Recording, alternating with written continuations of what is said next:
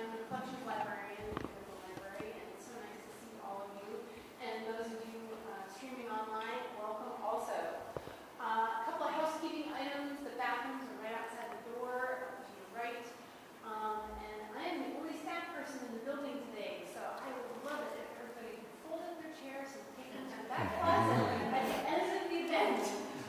Believe it or not, we have a program starting tomorrow morning at 8 o'clock, so they need the room. Presentation will last about 45 minutes to 50 minutes, and then we'll have a Q&A. Our guest this afternoon is a planetary scientist at NASA's Jet Propulsion Laboratory in Pasadena, California. His research focuses on the origin, evolution, and distribution of light in the solar system with an emphasis on Jupiter's moon Europa. This afternoon, Dr. Han will explain the science behind why we think we know alien oceans exist and what we know about the physical and chemical conditions of these worlds. His talk today will focus on Jupiter's moon Europa and Saturn's Enceladus. Top priorities for future missions. Dr. Han will also detail how the exploration of Earth's ocean is helping us guide our understanding of potentially habitable oceans beyond Earth. His book, Alien Oceans, The Search for Life in the Depths of Space, was published in 2021, and we do have a copy here at the library if anybody's interested in checking it out. Without further ado, it is my sincere pleasure to introduce the highly respected Dr.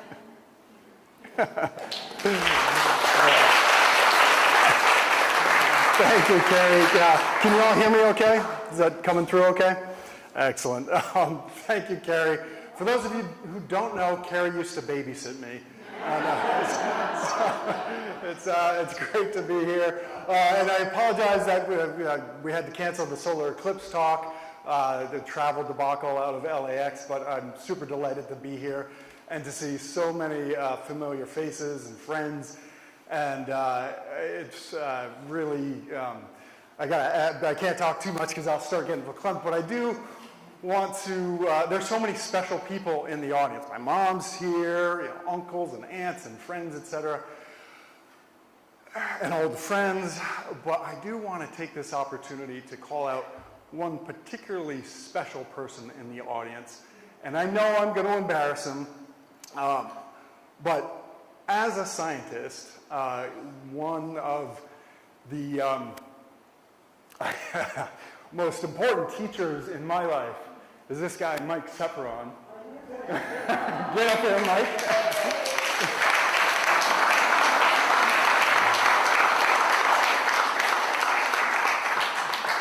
Mike, I brought you a NASA cap.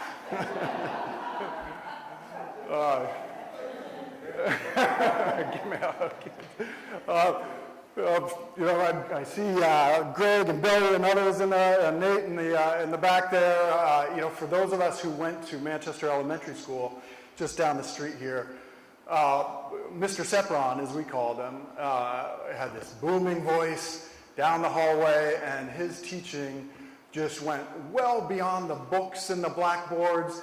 He got us building stuff with our hands out into the forests and the streams and looking at all the lumber mills and just tapped into the wonder and curiosity that is so important for critical thinking and imagination and motivating young students and minds. So thank you, Mike.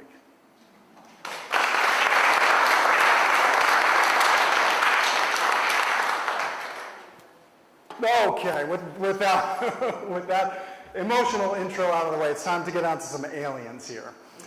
As my title indicates, I will be talking about life beyond Earth, the search for life beyond Earth, this question of are we alone in the universe is one of humanity's oldest, most profound, and yet unanswered of questions.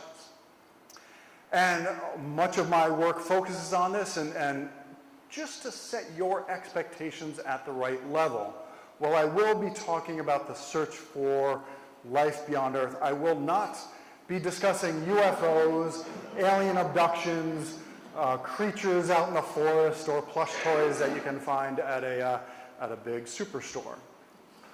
When I talk about the search for life beyond Earth, and for the most part, when we talk about the search for life in our solar system, we are talking about the search for even the tiniest of microbe, the discovery of even a single-celled organism beyond Earth on Mars or Europa, Enceladus, some of these worlds that I'll discuss tonight.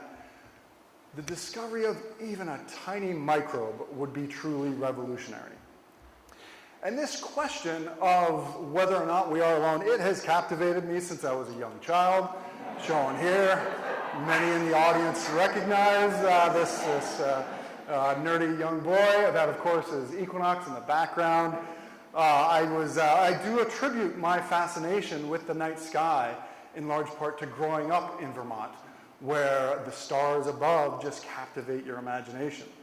And along with that, my friends Steve and Mike Drunzik, they had this book. I'm sure Greg probably remembers that book, that we spent hours just paging through, captivated by these pictures and ideas of what alien life might look like beyond Earth. And I love to show this montage also because that background image of Vermont, of our home here, shows a planet covered with life. And the story of the search for life beyond Earth is the story of our beautiful blue marble that's covered in life, reaching out into the solar system and beyond. Now, this beautiful diagram put together by National Geographic shows a line for each of the spacecraft that NASA and the European Space Agency and the Russian Space Agency and the Japanese Space Agency have sent out to distant worlds. You see a few lines to Venus, to the moon, to Mars. And there are just a few lines that head out beyond the asteroid belt. Can you hear me if I move away from the mic? Is that okay? Is that okay for you guys in the back there? Yeah. These lines represent spacecraft with names like Pioneer, Voyager, Galileo, and Cassini. And by merit of these few spacecraft, we have made one of the most remarkable discoveries, in my opinion, in the history of solar system exploration. And that is that these spacecraft have sent back data indicating that oceans exist beyond Earth. And shown here is a montage of what I like to call the ocean worlds of the outer solar system. We, of course, have the Earth at the center with the ocean that we know and love and need to protect. And around the Earth, I've got Europa, Ganymede, and Callisto, 3 moons of Jupiter. I've got Enceladus and Titan, 2 moons of Saturn. And I've even included Neptune's curious moon Triton here. These moons that orbit planets in the outer solar system, they're covered in ice. In the case of Titan, it also has an atmosphere. But beneath their icy shells, we have good reason to predict that vast, potentially global, salty, liquid water oceans exist. They are there today, and in some cases, they've been there for billions of years. And as such, these worlds are really transforming our understanding of what it takes for a world to be habitable. In the early days of astronomy and planetary science, we had this framework for habitability that was largely biased by our conception of the Earth as a habitable world. And it was this sort of Goldilocks scenario where Venus, the innermost, one of the innermost planets, is too hot. It's too close to the sun. Mars is too far out. It's too cold. Any water that it has or had was lost to space or frozen into the soil. But if you were at the Earth-Sun distance, you were at just the right distance from the sun so as to maintain and sustain liquid water oceans on the surface in contact with a nice atmosphere. And with that combination of an ocean on the surface, you could then potentially harbor life. So Venus too hot, Mars too cold, Earth just right. These moons of the outer solar system, they're telling us that this is sort of an old Goldilocks framework. This framework where habitability depends on distance from the sun or distance from your parent star. that's a bit too constrained. There's a new Goldilocks in town. It's one wherein the energy for maintaining liquid water comes not from your parent star, but rather from the tidal tug and pull that these moons experience as they go around giant planets like Jupiter. And shown here is Io, the innermost large moon of Jupiter. Now, Io, we don't think has an ocean. It definitely doesn't have an ocean, but it is the most volcanically active body in the solar system. That little umbrella shape that you see near the top there, that's a volcanic plume showing an eruption on Io. There are volcanoes erupting on Io right now. Io is more volcanically active than the Earth. And the reason it is so volcanically active is because as it orbits Jupiter, the gravitational tug and pull of Jupiter squeezes and stretches Io and creates so much friction and mechanical energy that then gets dissipated as heat, which then drives the volcanism. And so in the Jovian system, with the moons of Jupiter, we have an interesting new Goldilocks framework where Io is kind of like Venus in this scenario.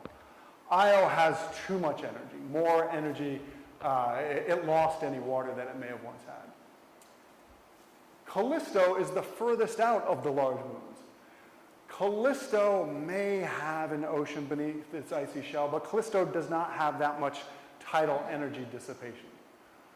Europa and Ganymede, and Europa in particular, has an icy shell, and we think that it may occupy this new sweet spot of habitability, where the tug and pull that it experiences from Jupiter creates enough heating to maintain an ocean beneath a relatively thin ice shell. And when I say relatively thin, I mean a few to perhaps 20 kilometers or so in thickness. And of course, these ocean worlds, these moons beyond Earth that have oceans, are so compelling in our search for life beyond Earth. Because if we've learned anything from life on Earth, it's that where you find the liquid water, you almost always find life. From life in the deep sea hydrothermal vents that I'll talk about a bit later, down at the bottom of our ocean, to Antarctica, to hot springs in the Rift Valley, all life on Earth, from life in extreme environments to life of extreme lifestyles. All life on Earth depends on liquid water. And I'd like to show this for another reason, is that not only do all the microbes and all the mammals depend on liquid water, but we're all connected by the same tree of life. We all share various parts of our DNA. The most extreme of microbe and the most extreme of humans, we are all on the same tree of life. And in about the same time span over which we have begun this great exploration of our solar system, starting in 1962, over that same time span, we've also really begun to better understand life on Earth and biology. This is the tree of life as it was conceived of back in the 1950s, with trilobites and dinosaurs and Neanderthals, all related by fossils. Fast forward to now, and we have this tree of life. A tree of life based on analyses of DNA and RNA. A tree of life that's dominated by microbes, archaea, bacteria, eukaryotes, just for reference. Mick and Keith are down here on a tiny little branch, and that's where we are too. And so why is this important? Why is this interesting? Well, when we think about the search for life elsewhere, I'm curious whether or not there is a completely separate, independent origin of life. Does life arise wherever the conditions are right? Is it abundant out there on these or within these moons in our solar system, and potentially on planets and moons like these beyond our solar system? We don't know. We've just got to get out there and explore. And these ocean worlds present an important contrast with our search for life on Mars, because these are oceans that exist today, And as a result, life could be alive there today. So when we go out and explore these worlds, we could potentially actually find a living organism. In contrast, with our exploration of Mars, shown here is the Perseverance rover, and you can see 2 holes where we drilled in and collected some samples. On Mars, so I'm a scientist on the Perseverance rover. It's an absolutely amazing mission. This is a movie made from the auto navigation of the rover as it traverses across the Martian surface. And on Mars, we're looking at ancient rocks, rocks that are billions of years old. And in the site where Perseverance is exploring, we're looking at rocks that were once in a massive crater lake. So the base image here, you can just make out this huge crater. And then those swaths there of higher resolution imagery, I'll zoom in on that. Now you can see part of why we're so interested in this region. This is a delta from a massive river that was flowing into this ancient lake. Imagine driving through Utah or the desert Southwest. That's kind of what this delta is like. These are sedimentary deposits that were laid down by that flowing river. And our rover, Perseverance, started out here, came down. Each of these little bubbles indicates where we collected a core that someday we'll get back to Earth.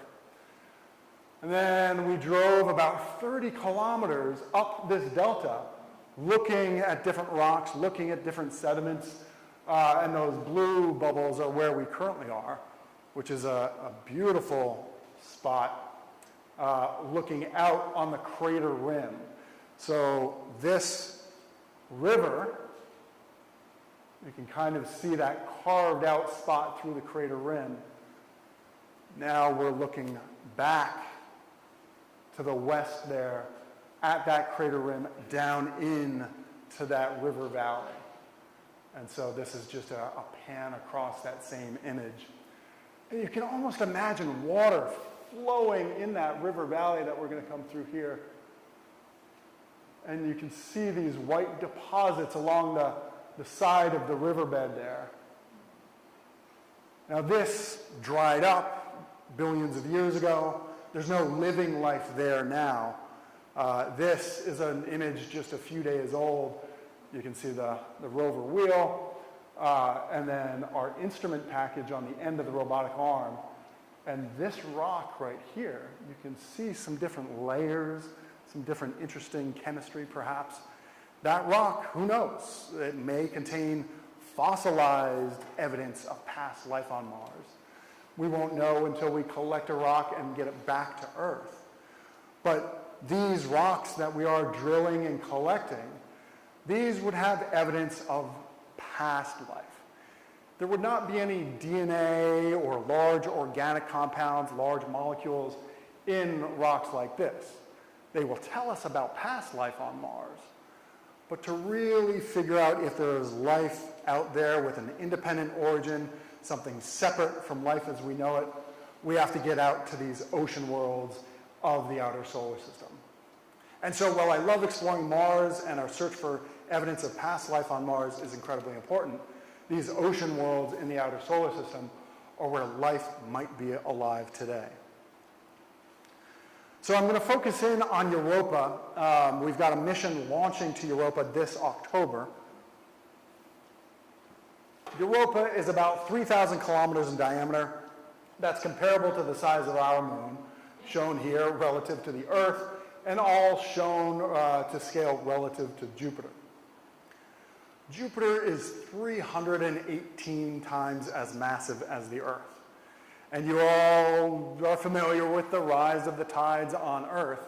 Now imagine that you're sitting on Europa and you're orbiting Jupiter. If you could do that, you might rise up and down by 100 feet as Europa orbits Jupiter. That's because of that tidal stretching and flexing. And that tidal stretching and flexing fractures the icy surface of Europa.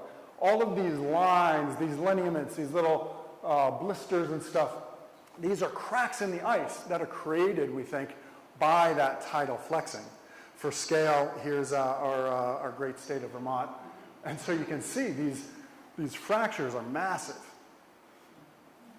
Here's another view of that surface showing what look to be iceberg-like features.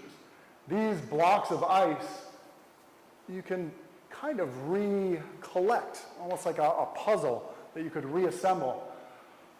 But we know that these blocks of ice cannot be floating on the surface. Europa's surface is minus 280 degrees Fahrenheit. It's far too cold for this ice to kind of float around. So some sort of geologic process that we have yet to understand must be allowing these blocks to reorient themselves. It's a really curious and bizarre world. Now, today, I don't have time to go into a lot of the physics behind the discovery of Europa's ocean. Typically, I break this up into 3 easy pieces. For tonight, I'll just simply make a shameless plug, read the book. But I do want to share with you a kind of exciting story that involves some experiments that I did in my lab that tell us about how the ice shell of Europa serves as a window into that ocean below.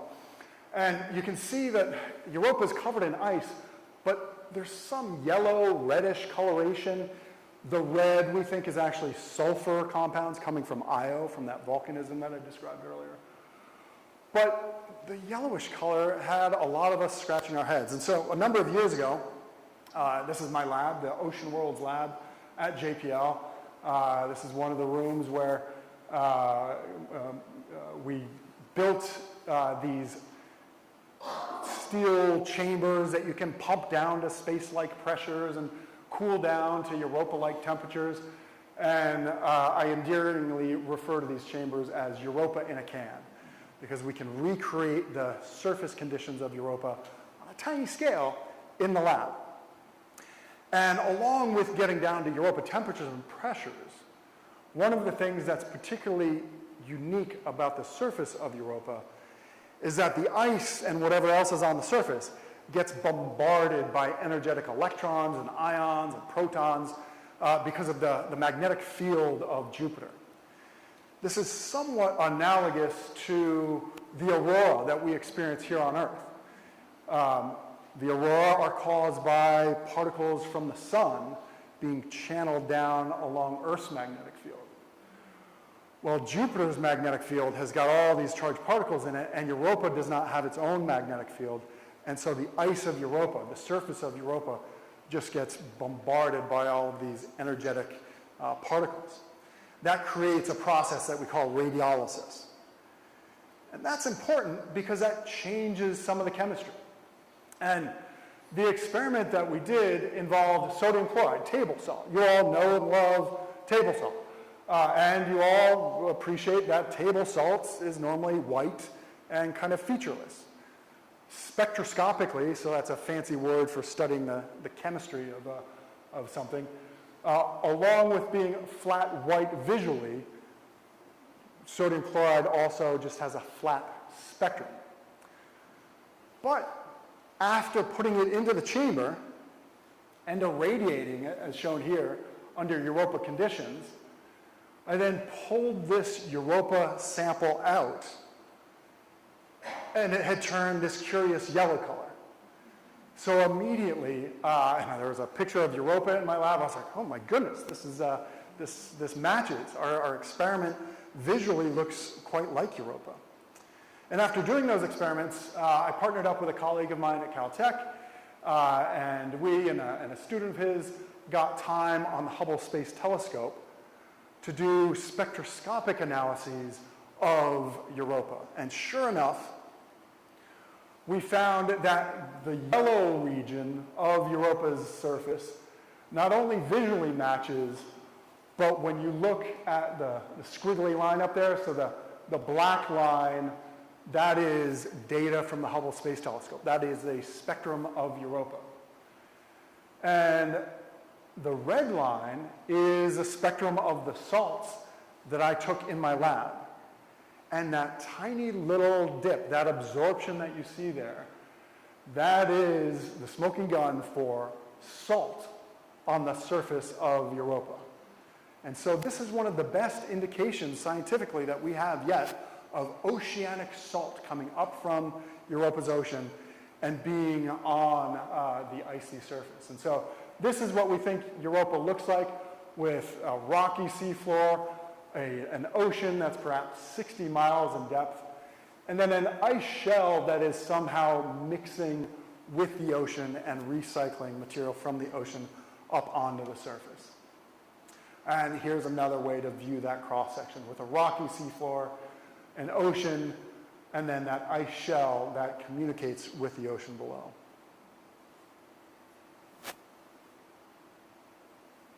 So what's next?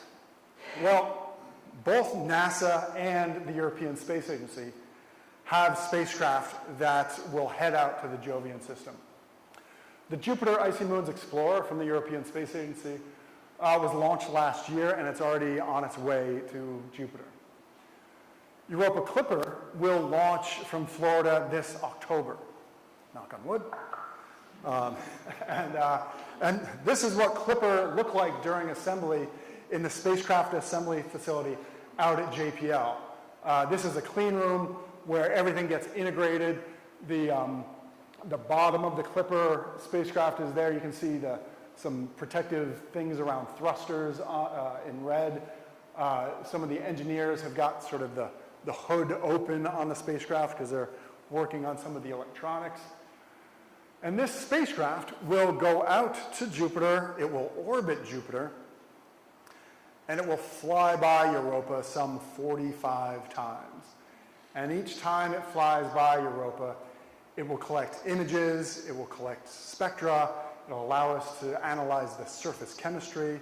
We'll be able to look for things like salts and organics and things that indicate whether or not Europa is habitable. It's got an ice-penetrating radar on it, so we can sound down into the ice. And it's going to return a tremendous amount of exciting data. And then after that mission, hopefully someday we will send a lander. That's a project that I've been working on for decades. We no longer have a lander in the pipeline to be launched, but we'll get there someday. And then after we land, we eventually want to have robotic vehicles that can get through the ice and someday even into the ocean, exploring things like hydrothermal vents and the ocean directly. And part of what I love about this aspect of our exploration of ocean worlds is that it brings it back home. For example, when we first started sending rovers to Mars, a lot of the scientists and engineers took analogous rovers out to the Mojave Desert or out to the Atacama Desert, places on Earth that were very Mars-like. Now, with our exploration of ocean worlds, we have this beautiful win-win where we need to develop the tools and technologies to someday go out and explore Europa. But at the same time, many of these tools can be used to better understand Earth's ocean, Earth's cryosphere, Earth's ice. And so I've had the great fortune to be on several teams and lead several teams where we've deployed technologies and done research in various places on our home planet. And I want to take you to a couple of those places for the next part of the talk. The first place we'll go is Antarctica. Do you guys recognize that? Weren't confused by the way I had the globe fixed? So this little red dot, that's at Casey Station in the Australian Antarctic Territory.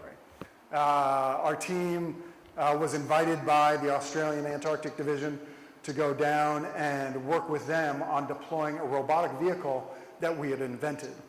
And scientifically, I'm very interested in the ice-water interface. Life on Earth loves the interfaces. Think about us humans. We love being on the rocky surface in contact with the atmosphere. A lot of fish and marine life loves to be close to the ocean surface.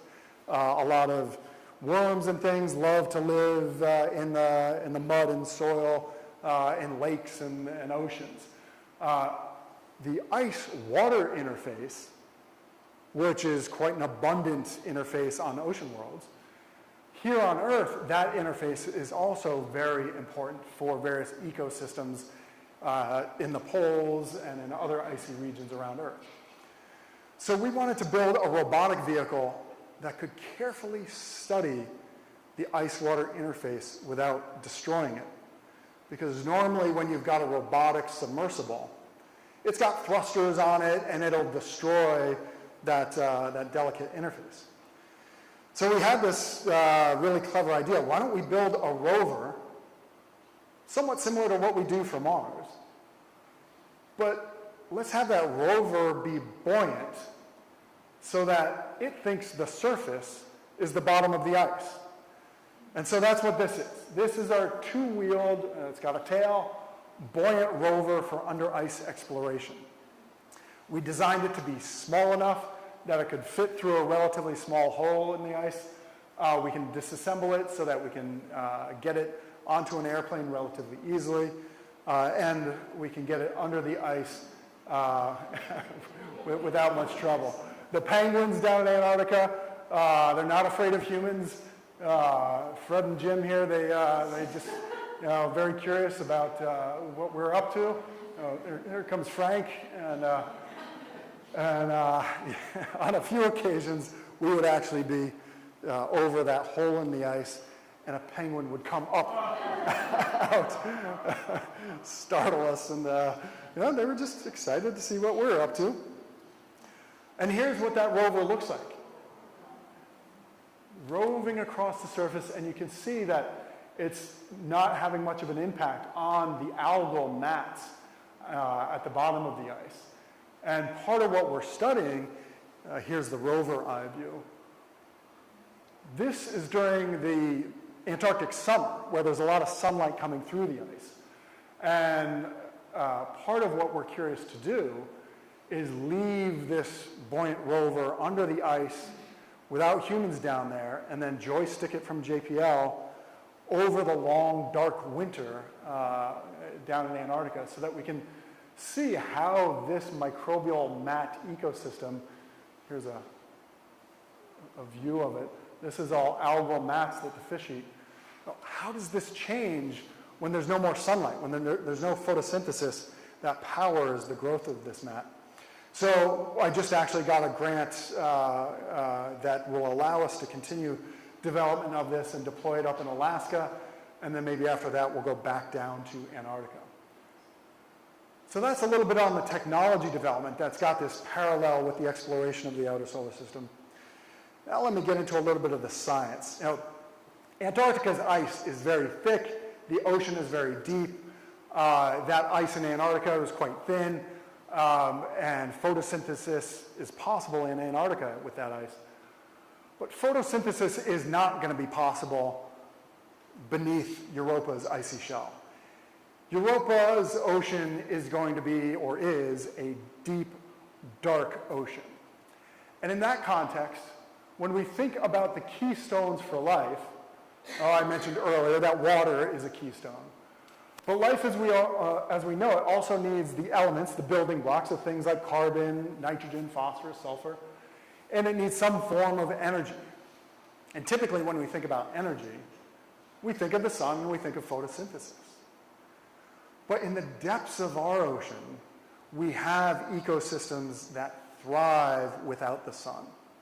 And so next, I want to bring you onto a boat, a big Russian boat that I had the pleasure of being on board for the better part of 2 months, a month in the Atlantic and a month in the Pacific.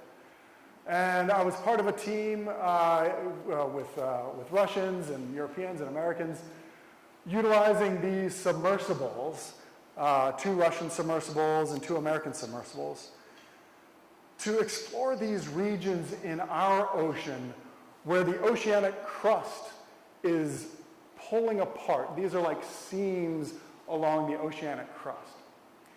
And these seams along the oceanic crust are full of chemical energy. energy that microbes can use, energy that allows microbes to do chemosynthesis instead of photosynthesis. And so the base of the food chain down along these vents, these black smokers, the white and orangish material here, those are all microbial mats. And then the crabs and the fish that you see along these chimneys, they're eating the microbes.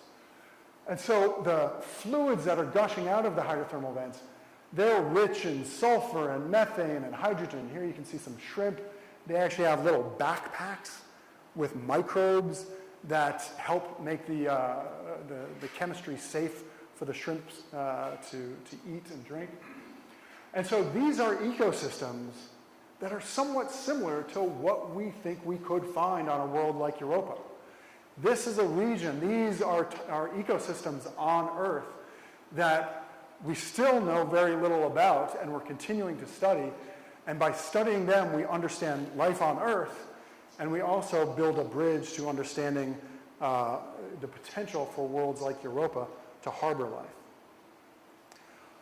But that hydrothermal vent, I got to dive on that one, and on that dive, I was about 2 miles down in our ocean. Now, 2 miles down, about 3 kilometers, sounds deep, but compared to Europa's ocean, that's nothing. Europa's ocean is about 60 miles deep, 100 kilometers. But there is one place on Earth where the pressure of Earth's ocean is comparable to what we predict for Europa's ocean. And that is the Mariana Trench, shown here. And the Challenger Deep, the deepest part of that trench, is about 7 miles or 11 kilometers in depth. And while I said that Europa's ocean is 60 miles likely, and this is about 7 miles, it turns out that if you do the math, the pressure is comparable, because Earth's gravity is much greater than Europa's gravity. Europa's gravity is about 1/7 of the Earth's. And so when you do the math, it turns out that the Challenger Deep is a region that is the most Europa-like on Earth. And in 2012, I was invited to be a part of an expedition led by James Cameron and National Geographic and Rolex. On that expedition, I did not get to go into the submersible. I was a scientist on board. Only Jim Cameron made the big dive. It was an incredible expedition. This submersible was incredibly well vetted and designed. I've gotten a lot of questions over the years. Many of you heard about the submersible implosion around this time last year. This submersible that Jim and team designed and built had at its center this nickel steel sphere that could survive well beyond the deepest depths in our ocean. A very robust submersible. We had a few problems with like robotic arm glitches and things, but those are not life-threatening. It plummeted to the bottom of the ocean almost like a torpedo, because think about it, you want to get through that 7 miles of ocean water as quickly as possible, because with somebody in there, this is the little porthole window that Jim was looking out. Now, this thing's got to keep him alive for about 5 hours or so on the way down, a few hours on the bottom, and then many more hours on the way up. And thankfully it worked. Jim did not die, and that was it was not entirely assured of going into the expedition, but everything worked beautifully. And along with this submersible, we also had some robotic landers. These robotic landers we sent down to the ocean, to the bottom of the ocean, typically a day before the big submersible went. And the nice thing about these is that we could just leave them out there and keep the cameras running, have a baited trap out there. And sure enough, when we looked at the footage, what you're looking at is the deepest, darkest abyss in our ocean. And after just a couple of hours of this bait trap, so what you're looking at here is the arm. So the view here, this arm here with that gray cylinder, that flops down onto the ocean floor, and then the cameras are looking at that gray cylinder, and I've got a little color bar on there. And on top of this gray cylinder is a net, and you can maybe make out a fish head in that net. And so after just a couple of hours, these creatures came out of the darkness to feed on that fish head. And sure enough, they came not just one or two, but by the hundreds, if not thousands. And we did capture a few of these. This is what they look like up close. A face only a mother could love. And whenever I show this picture, some kid in the audience has a question. I think I can see it in your eyes over there. What did they taste like? Come on, you guys were thinking that. Maybe. Yeah, it looks kind of like a shrimp. Something you might want to, put on the barbecue. Well, we were studying these, dissecting them, and sure enough, after we dissected one of them, one of the engineers on board had made a bet with another engineer. He ate one of them. And to put it politely, within a few minutes after having eaten the amphipod, the shrimp-like creature, he went to the side of the boat and returned that amphipod to the ocean from whence it came. So those amphipods, those creatures from the deepest part of our ocean, as you saw, they were attracted by that fish head.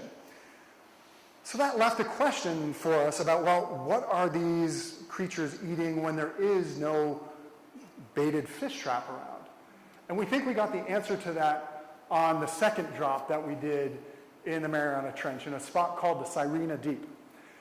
And here, so you can see the robotic arm going down, that cylinder with the trap. Here we serendipitously landed just a little bit upslope from the deepest part of the ocean. This is about just a couple 100 meters shallower. And what was great about that is that for the first time, we actually saw outcrop. We saw rocks. Nobody had ever seen rocks at this depth in our ocean. The Challenger Deep region, that region that I showed you earlier, is just a huge bed of sediment and sand. And so the fact that we happened to land next to these rocks was exciting just for the sake of actually having geology to examine. But then when I took a closer look at this image, sure enough, these rocks had something curious happening on them. These rocks have these filaments growing off of them. And these filaments, we collected a bit of a sample. We didn't actually reach out and grab a sample, but some of the disturbance, some of the material that was disturbed when the arm fell got into our sample collection device. So we didn't directly sample this, but the analyses that we did coupled with the imagery here indicate that these filaments are likely microbial mats. These are microbes forming a mat. They're eating the rocks. And while this does not look like one of those black smoker, very vigorous hydrothermal vents, the geochemical process going on here is something that we call serpentinization. And that process produces things like hydrogen and methane and sulfide and stuff, things that microbes love to eat. And so here in the deepest, darkest region of our ocean, we think that there's a diffuse fluid and gas flow that's allowing the microbes to eat that chemistry, and then those microbes serve as the base of the food chain for the amphipods and anything else that might be down there in the Mariana Trench.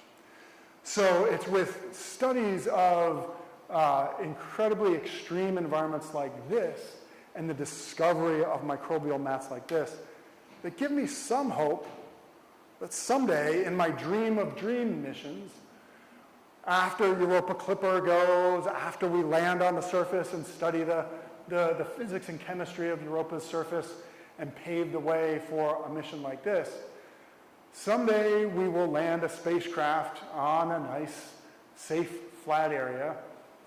After landing, we'll then deploy a melt probe. This melt probe will have to have a drill or some sort of heat source on its tip to allow it to get through the ice. And as it melts or drills through the ice, it'll leave behind a fiber optic tether and some acoustic modems so it can send that data back up to the surface, relay it back to Earth. Then once we get to the ice-water interface, off will pop the nose cone and out comes an autonomous underwater vehicle. We're not going to be able to joystick this from JPL, so we're going to have to, it'll have to have some AI, some intelligence on board. And then in my dream of dreams, we discover not only hydrothermal vents within Europa, but we also make contact with charismatic, friendly, beautiful jellyfish deep within Europa's ocean. So that's my dream of dream missions, something that I hope happens in the next century. Hopefully faster than that, but we'll see how quickly we can move. I want to conclude. I've shared with you a lot of amazing images from the exploration of space and videos from various places around Earth. But my favorite image from the history of space exploration is this one. An image drawn by none other than Galileo. An image that is over 400 years old. It's an image that shows at the center Jupiter, that wheel-like shape. And around Jupiter, Galileo marked out these 4 bright dots.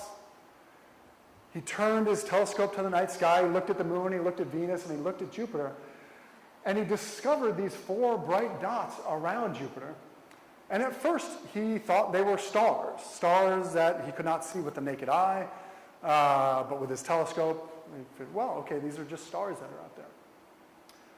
And Galileo, being no idiot and being paid by the Medici family, he initially named these stars the stars of Medici, because he wanted to keep the money coming. But night after night, in 1610, Galileo monitored those points of light, and he saw that they moved. And eventually he determined that they revolved around Jupiter, which of course back then was heretical and got him put under house arrest by the Inquisition. But with his careful charting and discovery of the moons of Jupiter, Galileo put the final nail in the coffin of Aristotelian cosmology, the idea that the Earth is at the center of the universe and everything orbits the Earth. And he opened the doorway to the Copernican revolution, the idea, of course, that the Earth orbits the sun, our sun is a star, and the stars that we see out there in space could well be host to planets of their own.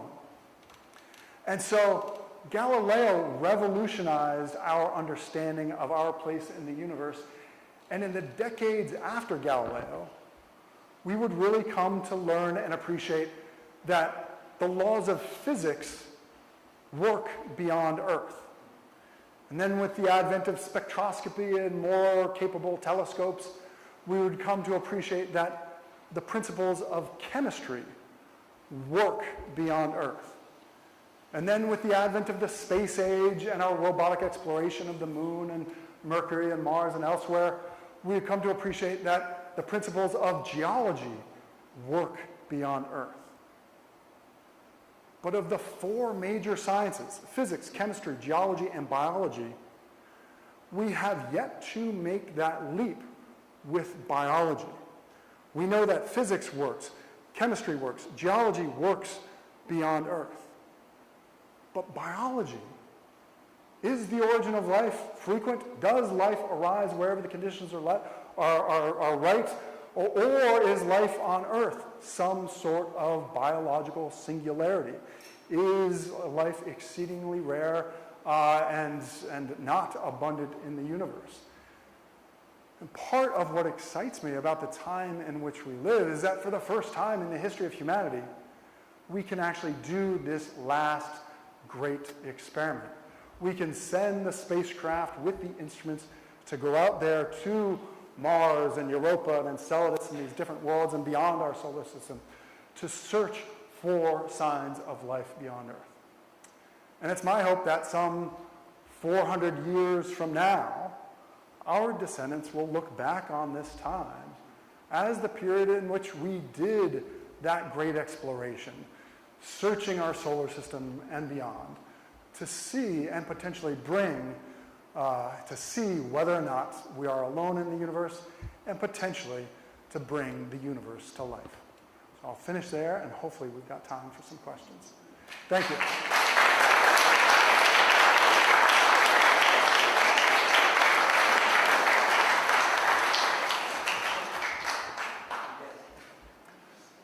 How are we doing on time, Carrie? Time for questions? Yeah, oh yeah.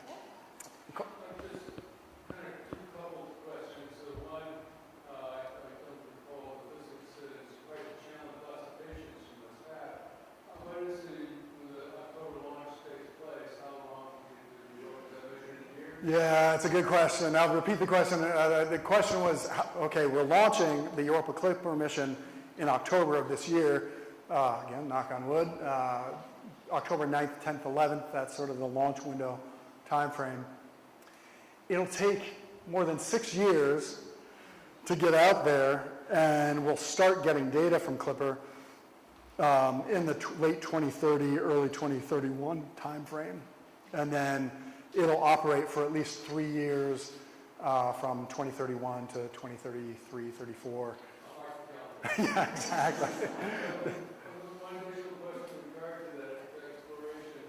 I thought you said initially the ice in Europa was measured in kilometers. Yeah. Yep. And you said, It's a big debate amongst my colleagues and myself. There's a thin shell camp and a thick shell camp. And I'm in the thin shell camp, which means about 4 kilometers in thickness, which is comparable to Antarctica's ice thickness. the illustration I was reading about how you get under the ice. Yeah. And sort of I guess, maybe fantasy at this point, Yeah. or the thought, but just to get through that much ice, Yeah, that's an awful lot of energy. exactly. And it seems like a major challenge. You're absolutely right. And it's one of these things where there's some good partnerships between studies of subglacial lakes on Earth. So a colleague of mine out in Montana, John Priscu, has led teams to melt through 4 kilometers of ice in Antarctica to study pockets and lakes of liquid water down there. And for him to do that, he had to have, I think it was like 25,000 tons of fuel and equipment and everything in snowcats just going across the Antarctic ice sheet. And so if it takes that much effort and energy just to do it on Earth, doing it on Europa is going to be, at this point in time, incredibly challenging. But that's where there's this nice win-win of the technology development. And over the years, NASA has invested a bit into trying to figure out how we could simplify that system, but we're still a ways off. Yeah. Alan in the back there? Have you discovered if there is any gamma rays around Europa yet? There's some, so there's some galactic cosmic rays. So Alan was asking about the various types of radiation, and along with the radiation from Jupiter's magnetic field, there's also the galactic, the cosmic rays that are just from the galactic background. Those penetrate into the ice, and so there's all sorts of interesting chemistry that's driven by the different types of irradiation that Europa experiences. I saw a hand go up there. Is that Joey? What's your question, Joey? Oh, that's a great question. The question was, what's my favorite expedition that I've been on? Can I give you 2? So going down in those submersibles many kilometers down into our ocean, and you're just kind of quietly dropping down through the water, and it's dark but you put a towel around your head, and once your eyes adjust, similar to adjusting to seeing the stars in the sky, once your eyes adjust, looking out that portal, you start to see these flashes of light. And those flashes of light that you're seeing are bioluminescent creatures that are in the ocean. And they're getting a little bit disturbed as the submersible drops through the ocean, because any little wave in the ocean causes them to luminesce. Think of like fireflies passing by your submersible window.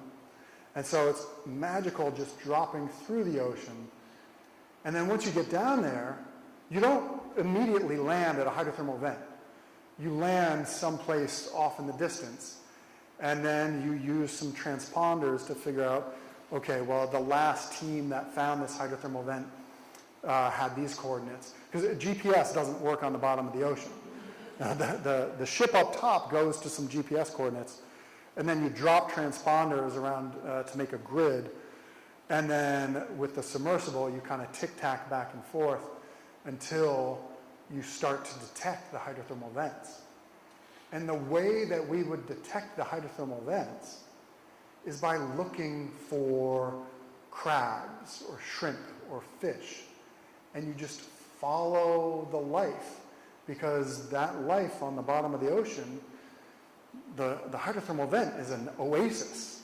And so they don't stray too far from that big chimney of chemistry. And so once you see a crab crawling along the bottom of the ocean, or a zawarcid fish going off into the darkness, like, okay, let's follow that. And it's a biological gradient that brings you to the vents. So doing that process was magical. And then a few years ago, I was up near the North Pole at 87 degrees north in the darkness of the polar winter with a Norwegian research vessel nearby, and I'm just standing out on the ice, and the ice is about 6 feet thick, and up above are the beautiful stars, and the stars are all hard for me to navigate because you're so close to the North Pole that Polaris is right above you, and it's a little disorienting. And then you think, okay, there's just 6 feet of ice separating me from the cold plunge of our polar ocean. And so that was also quite magical. Would you like to do some of that someday? Well, I encourage you to get out there and explore. You and Quinn can have many adventures. A couple more questions right here.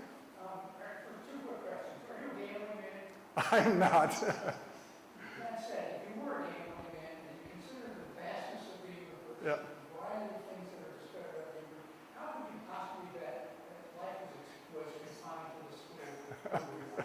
Yeah, it's a great question. So the question is, as a gambling man or as somebody understanding probabilities and statistics and stuff, how could there possibly not be life beyond Earth? And in my gut, I feel exactly the same way. But as Carl Sagan used to say, I don't think with my gut. Right? So I have to go just with the evidence available, right?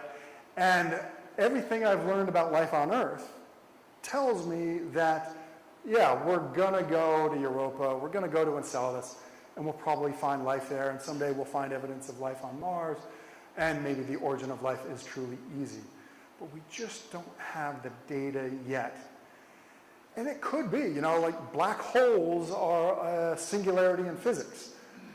Maybe biology, maybe there is, as I've written in my book, something like a biological singularity, where life, the phenomenon that is us, only arises in really peculiar occasions and conditions. So I don't know, but that's why I want to get out there and explore. I saw a question over there. So following on that, how do the elements in our periodic table transcend in the universe, or at least in our solar system?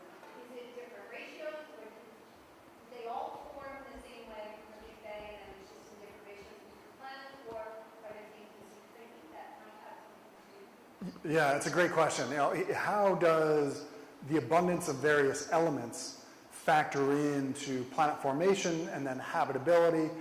And first and foremost, the elements that make up the periodic table that Mr. Sepron used to have on his classroom wall that we all studied so carefully, that periodic table is universal. And that was made by stellar nucleosynthesis with the life and death of stars. But what's interesting is that once you get into solar system formation, you do get partitioning of the elements in different regions of the solar system. And I like to think of our solar system, or any solar system for that matter, as like a campfire. So the sun is like a campfire, and it sort of baked out the planets. And so the rocky planets, Mercury, Venus, Earth, Mars, those, if you look at the elemental abundances, are kind of bad places for life. Because water and carbon compounds in the early formation of the solar system, they were kind of baked out to the outer solar system, where then ice condensed and formed into the moons and planets of the outer solar system. So there's a lot of water and carbon and nitrogen and sulfur and phosphorus on and in the worlds of the outer solar system, whereas on Earth we've got a lot of heavier rocky materials. And you know, despite evidence to the contrary, we're all sitting here, you know, from an elemental standpoint, life is actually a bad place, or Earth is actually a bad place for life. By some estimates, you know, the water that we drink, a given glass of water, half or more of that may have been delivered by icy comets after the formation of the Earth. And so the elemental abundances of various moons and planets in a solar system is a really important part of how we assess habitability.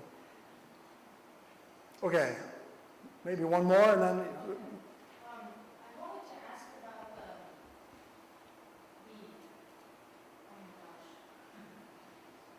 oh my gosh. Take your time, don't worry about it. The rover? No, not the rover. Orbits. It's going to orbit. Now this satellite. Yeah, satellite. The satellite that was going to orbit Europa. You said it would orbit about 35 times, I think. 45. It'll make, yeah, it'll make, yeah. And what happens after that? Ah, that's a great question. So the question was, okay, we're sending Europa Clipper, and it's going to orbit Jupiter, and it'll fly by Europa 45 times. Hopefully, it'll last a lot longer, but it's designed for about 45 flybys of Europa. And eventually, that spacecraft will die and need to be disposed of because we'll run out of fuel. And a very important consideration that we at JPL and NASA more broadly have to factor in to our spacecraft and mission design is planetary protection. We don't want to have a little microbe hitchhiking on Europa Clipper or the Mars rovers and then have it, you know, populate the ocean of Europa with Earth life. Now, we don't want to contaminate a planet that we're hoping to potentially find life in. And so the engineers did some brilliant analyses of the statistical likelihood with each flyby of the Clipper spacecraft crashing into Europa accidentally or some of the other worlds. And they determined that what we will eventually do is crash the spacecraft into Ganymede. Ganymede's ice shell is very thick.